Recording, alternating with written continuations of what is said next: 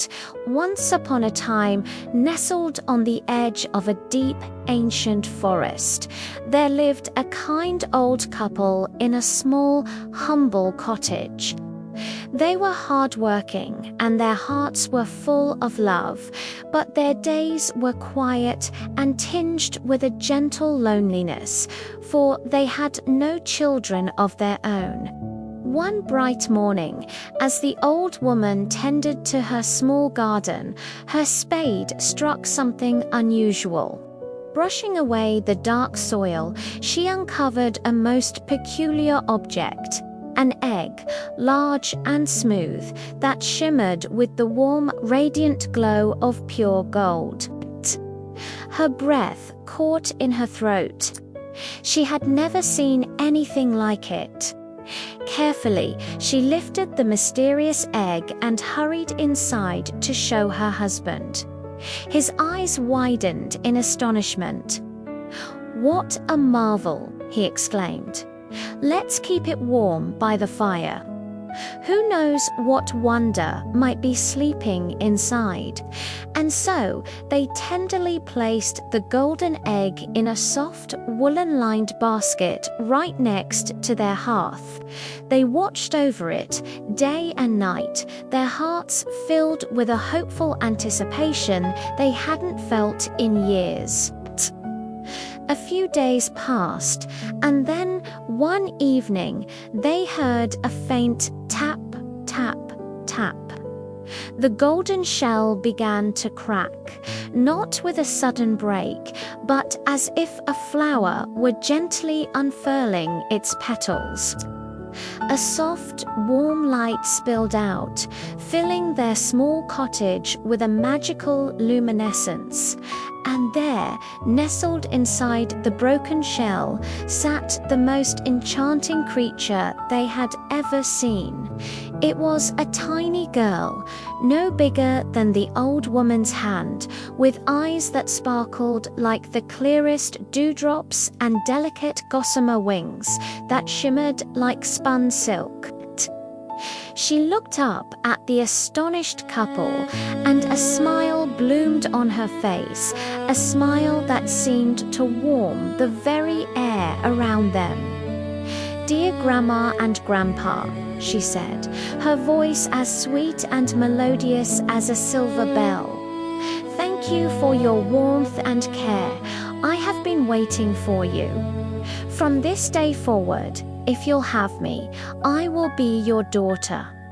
Tears of pure joy streamed down the old couple's faces. They couldn't believe their luck. Their lonely home was lonely no more.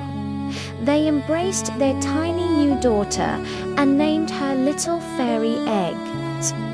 Their lives were transformed overnight.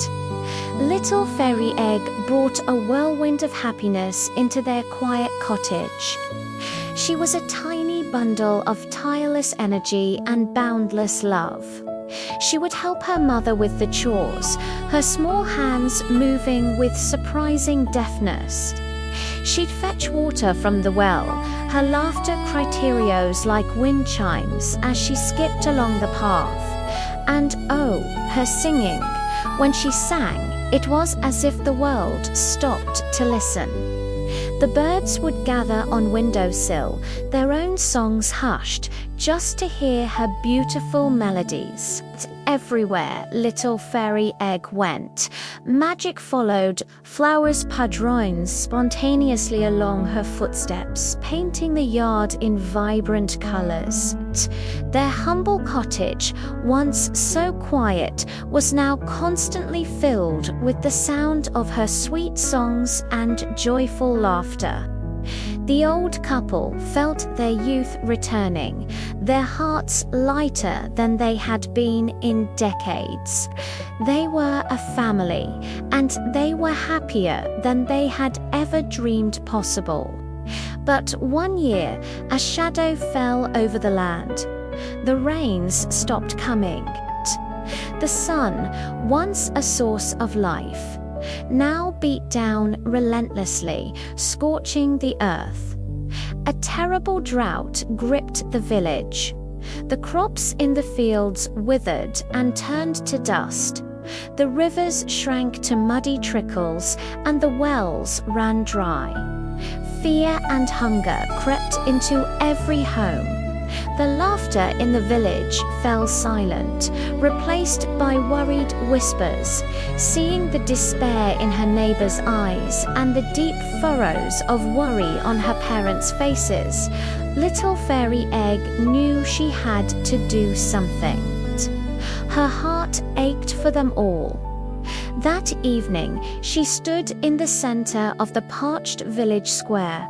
From the shimmering strands of her hair, she pulled out a tiny, slender wand that glowed with a faint, silvery light. She closed her eyes, her small face a mask of concentration, and gently tapped the cracked, dry earth. A hush fell over the onlookers. At first, nothing happened. Then, a single fat drop of rain landed on her nose. Another followed, and another. Suddenly, the sky, which had been a harsh, cloudless blue for months, opened up. A cool, gentle rain began to fall. It wasn't a storm, but a life-giving shower that seemed to sing as it touched the ground. The rain fell steadily, soaking into the thirsty earth. Almost instantly, a miracle unfolded before their eyes. The withered fields drank in the moisture, and a tinge of green returned to the stalks. The dry riverbeds began to fill, and the air, once thick with dust, was now fresh and clean. The drought was broken. The villagers erupted in cheers. They danced in the rain, their faces turned gratefully to the heavens. They rushed to thank little Fairy Egg and the old couple, bringing them what little food they had stored as a token of their immense gratitude. The fairy had saved them all.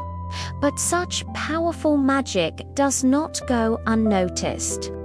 News of the little fairy who could command the rain traveled fast, carried on the wind from village to village, until it finally reached the ears of the king in his opulent palace. The king was a man who craved power and wealth above all else. He immediately dispatched his royal guards. The soldiers arrived at the small cottage, their shiny armor a stark contrast to the humble home. They declared the king's command. The fairy was to be brought to the palace at once. The old couple was heartbroken. They fell to their knees, pleading and crying, begging the soldiers to let their beloved daughter stay, but the guards were unyielding. The king's word was law. With heavy hearts, they said a tearful goodbye to little Fairy Egg. At the palace, she was received not as a prisoner, but as an honored guest. The king showered her with jewels, silks, and every luxury imaginable. He wanted her to use her incredible powers to make his kingdom the most prosperous and beautiful in the world. Little Fairy Egg, with her kind and giving heart, agreed to help. She made the palace gardens bloom with exotic flowers never seen before. She filled the royal treasuries with gold. The kingdom flourished under her magic, but despite all the splendor and praise, she was deeply unhappy. She missed the simple warmth of her cottage, the loving smiles of her parents, and the freedom of the forest. The gilded cage of the palace felt cold and empty. One night, as she stood on a marble balcony, gazing at the moon, she clasped her hands together and prayed. "I was born from the earth's love," she whispered to the stars. I was meant to bring kindness and joy, not to serve one man's ambition and greed." As she spoke, a brilliant, pure white light began to emanate from her body, growing brighter and brighter until it was almost blinding. She felt herself becoming weightless, lifting gently off the balcony. Her form shimmered and changed, her tiny body elongating, her silken wings transforming into soft white feathers. She had become a beautiful white dove. The next morning, the king entered the fairies' chambers to find them empty. All the silks and jewels were untouched. The only thing left on the velvet cushion where she used to sit was a single, perfect golden egg. As the king watched in bewilderment, the egg cracked open. Inside, there was no fairy, but a small golden scroll.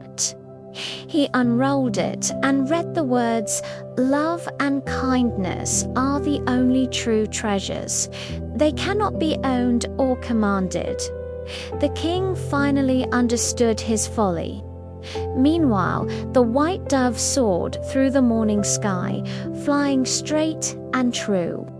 She flew back to the little cottage on the edge of the forest. The old couple, who had been mourning their lost daughter, saw the dove land on their windowsill. As they watched, it transformed back into their beloved little fairy egg. Their reunion was a joyous one, filled with happy tears and warm embraces. From that day on, little fairy egg never left them again. She stayed in the cottage, filling their lives with love, laughter, and simple everyday magic. And they all lived together happily for the rest of their days. What a beautiful story, right? It just goes to show you that the best things in life, love, family, and kindness are far more valuable than any gold or power. I hope you enjoyed our little fairy tale today. If you did, please give this video a thumbs up. And do not forget to subscribe and hit that notification bell so you do not miss our next story. Thanks for watching and see you next time.